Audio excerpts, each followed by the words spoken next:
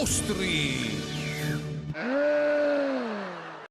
Al primo posto dei nuovi mostri troviamo un servizio realizzato da Federica Spampinato, nel quale viene presentato il varo di un'imbarcazione di legno avvenuta presso Borgo Sant'Agnese a Portogruaro. Dopo le interviste di rito al progettista e al proprietario della barca, denominata Aria di Mare, si giunge al momento clou della cerimonia.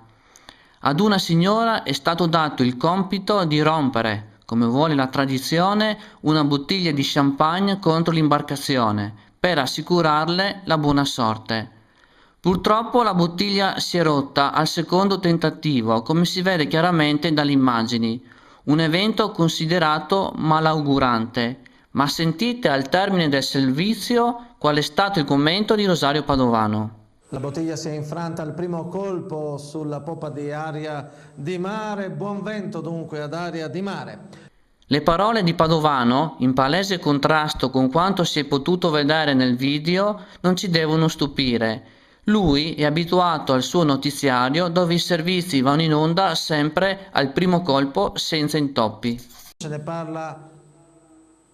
Non è pronto?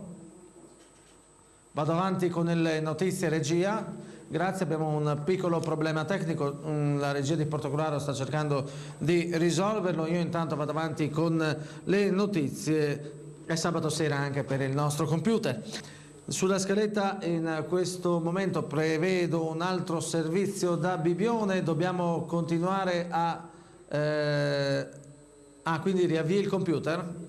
Benissimo, allora io vado avanti con le notizie, penso...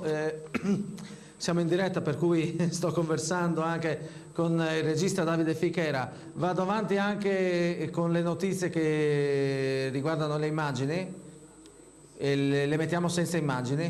D'accordo. Allora, andiamo avanti con il giornale, per fortuna che abbiamo diverse notizie.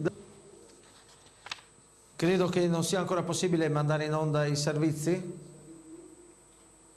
Adesso è possibile, benissimo. Allora, io direi di mandare un servizio dietro l'altro e cominciamo con il servizio relativo all'emergenza lavoro in provincia di Treviso, curato dal nostro collega Paolo Zeriali. Con altri